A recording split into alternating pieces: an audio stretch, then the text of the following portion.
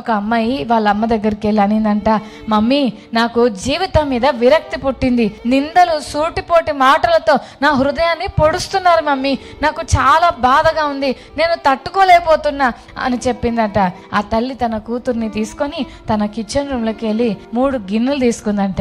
ఒక గిన్నెలో కోడిగుడ్లు పెట్టిందట, ఒక గిన్నెలో కాఫీ గింజలు పెట్టిందంట, ఇంకో గిన్నెలో క్యారెట్లు పెట్టిందంట. 3 పొయ్యిలు వెలిగించి ఈ 3టిని హైలో పెట్టి 20 నిమిషాలు అలాగే నిలబడింది.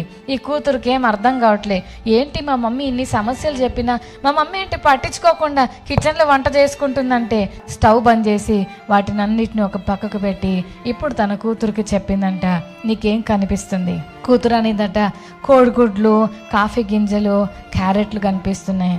అప్పుడు వాళ్ళ అమ్మ అనిందంట, ఈ 3 ఒకేసారి మంట మీదకు వెళ్ళాయి, దాని దగ్గరకు వెళ్ళి వచ్చిన తర్వాత వీటిలో ఏమైనా మార్పు కలిగిందా, ఒకసారి క్యారెట్ పట్టుకో అంటే గట్టి క్యారెట్ మెత్తగా అయిపోయిందంట.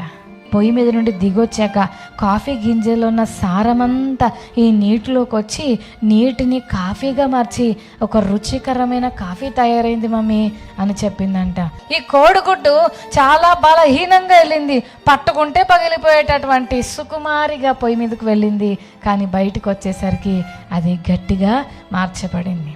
ఇప్పుడు ఆ తల్లి చెప్పిందంట, ఈ 3టికి ఒకే పరీక్ష, ఒకే ఫైర్, ఒకటే టైం.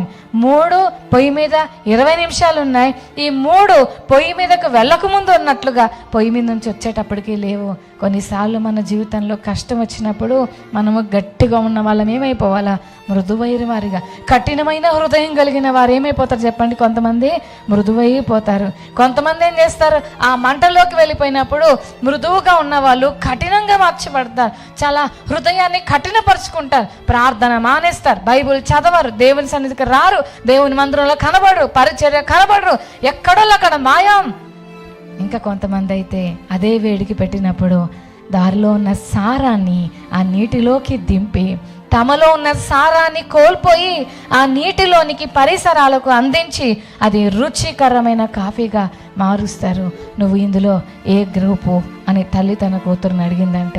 ఈ 3 నువ్వు ఎందులో ఉన్నావు? నువ్వు క్యారెట్వా, నువ్వు కోడిగుడ్డువా, నువ్వు కాఫీ గింజవా?